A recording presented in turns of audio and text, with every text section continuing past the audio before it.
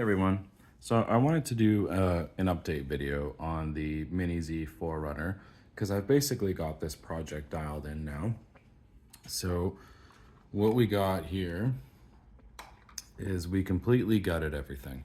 So back here would have been the 2-in-1 unit that the light kit would have tied into. That part's not done yet, so I just kind of got the wires tied in here.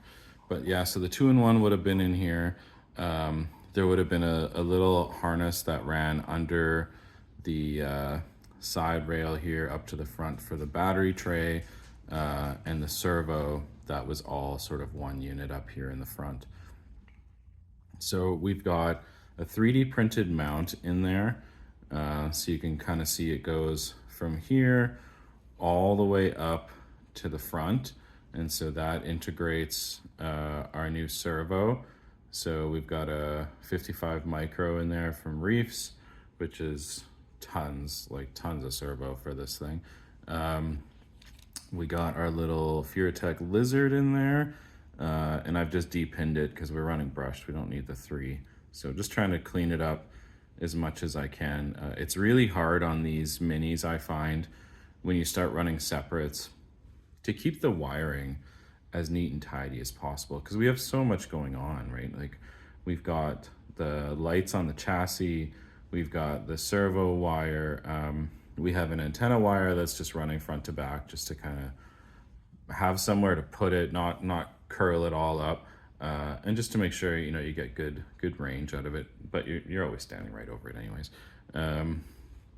So we've got the VR1 from Vanquish in the back. That goes with the VT1 here. These are actually really nice transmitters for the price, what you get. This is out of my H10.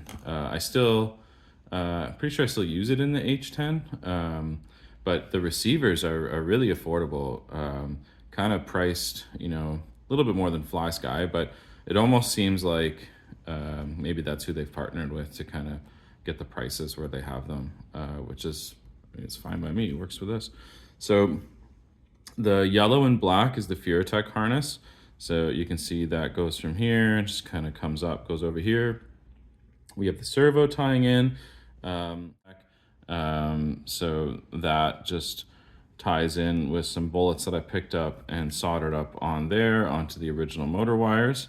Just had to shorten those up. And then the battery harness from Furitek, that too I shortened up because, it's, let's just say 4 inches long and the battery is literally sitting right here. So I didn't need that much wiring. What else? I've got the Bluetooth module just kind of tucked right on top.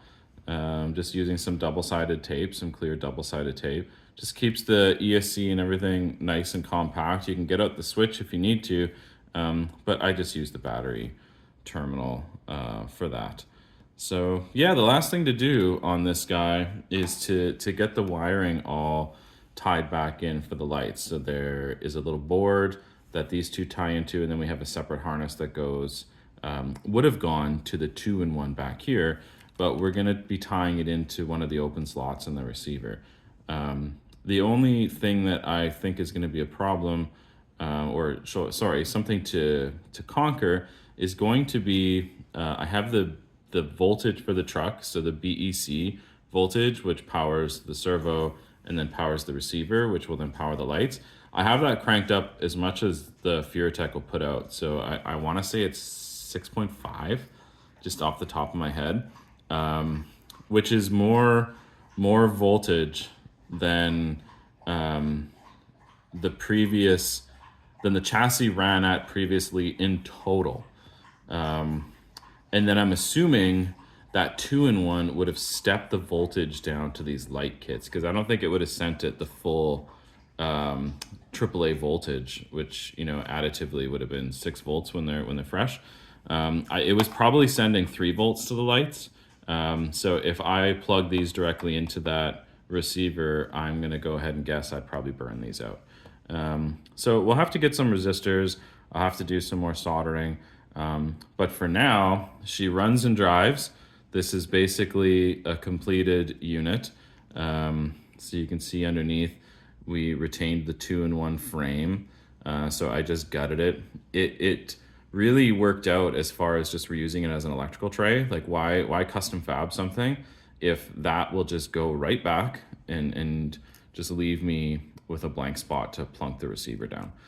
And then yeah, our little spot up here for the battery. I'm waiting on a warranty from Red Cat to send me out a new little 200, but that's going to be where it sits. So this 300 is just a little big for that tray, but actually when you set the battery on, you don't even need to put anything. The body itself will actually hold the battery exactly right there. And it's not like you're bashing where you're doing 60 miles an hour and this thing is, you know, all over the place here. But once I get that replacement battery, I'm gonna put some Velcro down here and just a little bit of Velcro on the battery, and it'll just be, put her on there, and you'll be good to go. So I'm super pumped with how this came out. I wanted to retain it brushed. I didn't want to go crazy brushless on here. It doesn't need it. It's surprisingly very responsive now, having switched everything out. So we're gonna just run a quick little test on my laptop bag here on the table like I did previously where it was really struggling. And we'll see now, you know, with the servo and some of the other changes, how it does. All right, so we got the battery in there now.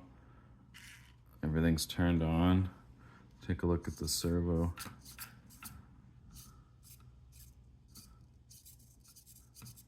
The old Kyosho setup could only dream of something like that. So let's just clip the body on here. Make sure all this wiring is tucked in.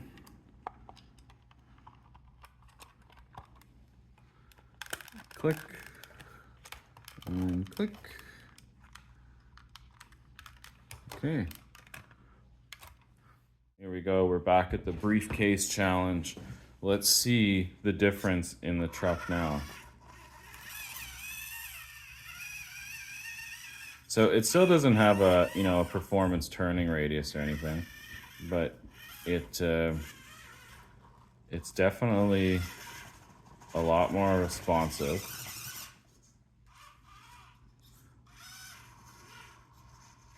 It drives like an actual mini crawler now, like what you sort of expected it to perform like.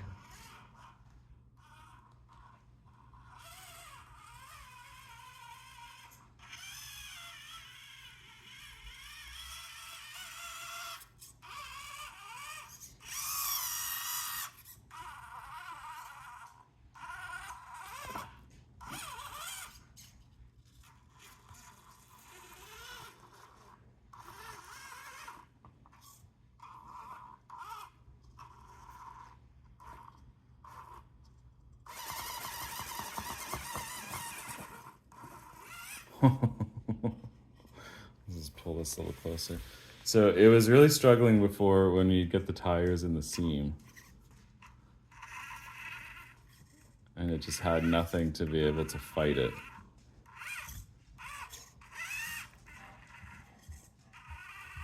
I don't think that's going to be a problem anymore.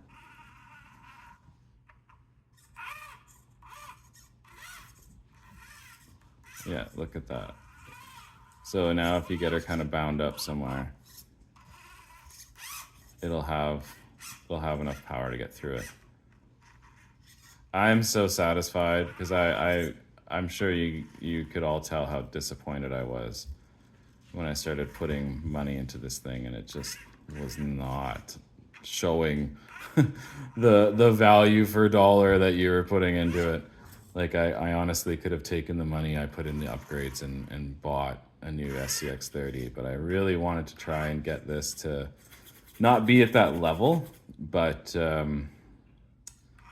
at least be able to do, you know, the 24-30 course and not be completely left in the dust. So I'm looking forward to going back and trying it now. So I'll move the bag and I'll just show you guys how much pop it has because it's intense. Okay, here it is, right? Like, look at that. It does not need brushless. They just got so much power now. Yeah, let's get the camera down. It almost seems like it's popping a wheel or something.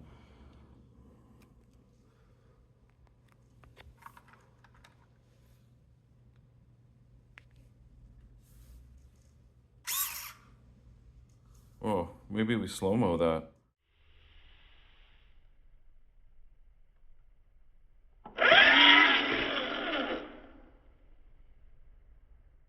Yes, I'm super pumped with how this thing came out. It's really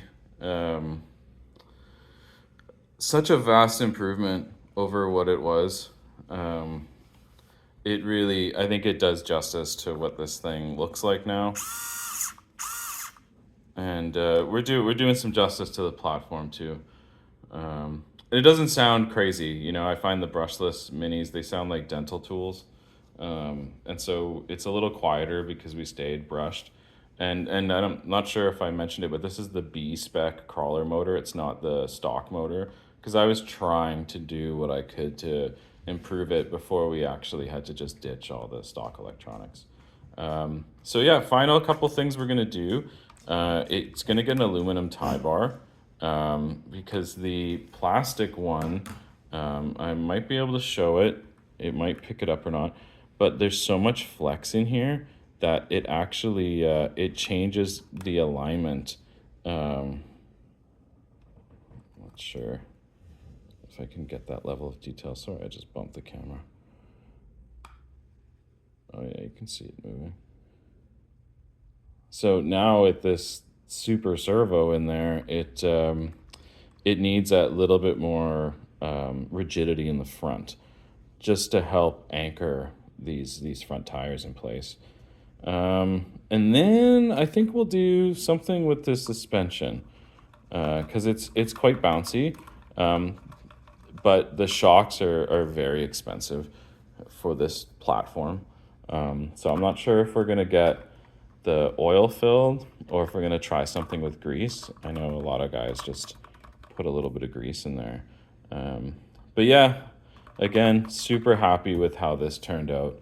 Like I said, it's such an improvement over what it is. I cannot wait to take it out and not only show it off, but put it through its paces again now. And hopefully not find any weaknesses. But yeah, everyone out there in the RC universe, you guys take care, okay?